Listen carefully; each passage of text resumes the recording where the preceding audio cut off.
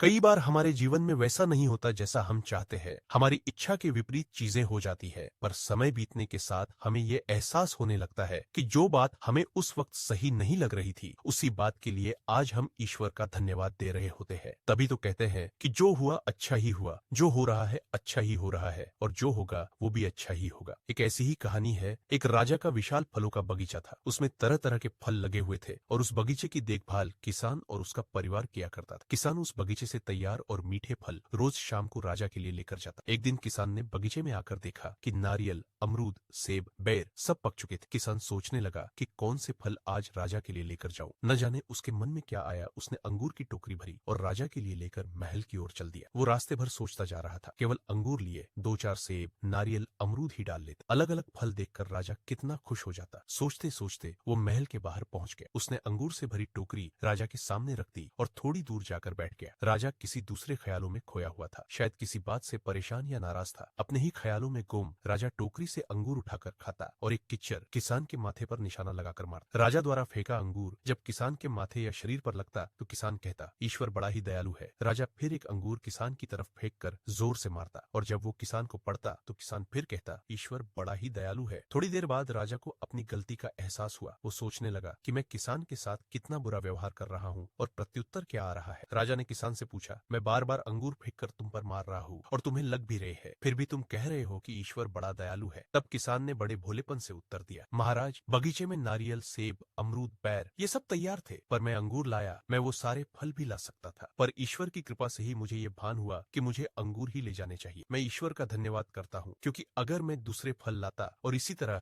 आप मुझे जोर से मारते तो मेरा क्या हाल होता। सच में महाराज, ईश्वर बड़ा ही दयालु है। दोस्तों, यदि जीवन में किसी मोड़ पर सही या आपके हिसाब से घटित न हो तो धैर्य रखना, क्योंकि समय अपने राज समय आने पर ही खोलता है और उस समय हमारे मुंह से यही निकलता है कि जो हुआ अच्छा ही हुआ।